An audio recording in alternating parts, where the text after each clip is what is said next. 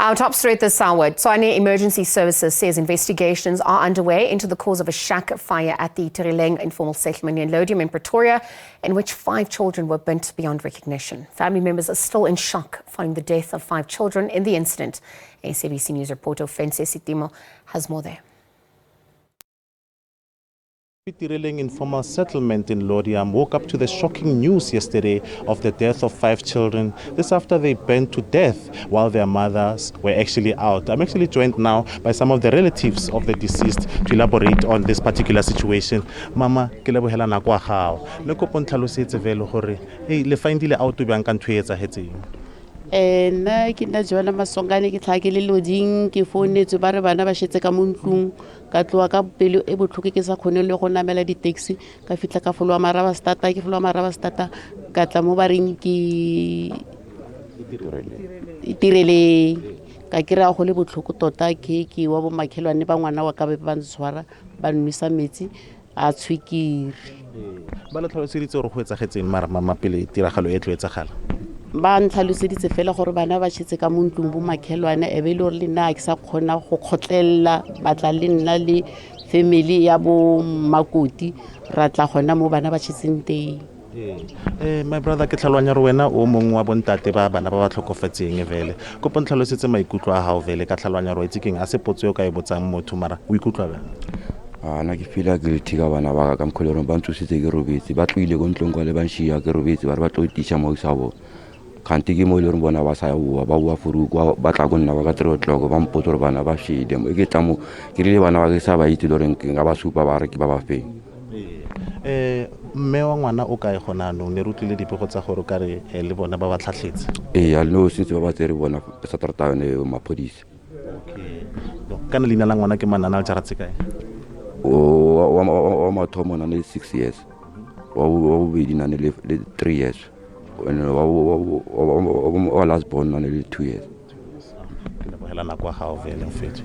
Well, these are the parents of some of the deceased children, 3 of them actually saying that, they left late on Saturday, saying that they are coming to spend some time with their cousins here. And while here, the grandma explains that the following day she was called to say that they had burned. At this present moment, I believe that investigations are actually underway to try and find out the cause of what actually led to this tragic incident. But I am joined now by the local councillor, Mr. Naeem Patel, to elaborate a bit further on this situation. Mr. Patel, how often do these incidents actually occur, considering how close these shacks are to each other?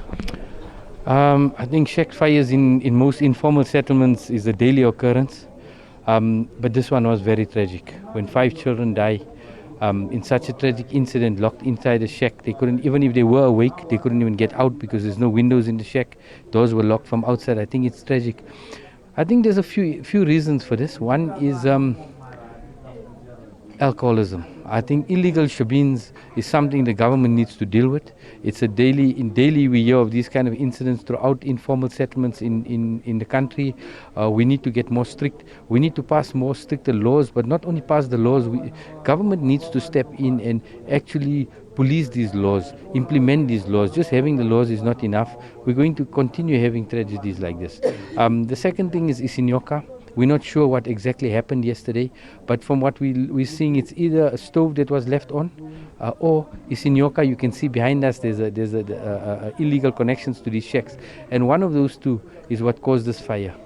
Also an education drive. I think it's important we educate parents that you can't leave a 2-year-old or a 5-year-old or a 7-year-old in a shack at night during load shedding. Lock the shack and go out and drink. This is not acceptable, and we hope that the police can investigate this case thoroughly, and the right judgment and it comes forward, and the right sentences be given to those that were responsible for this tragedy. Yes, and in terms of bylaws, don't you have bylaws that actually prevent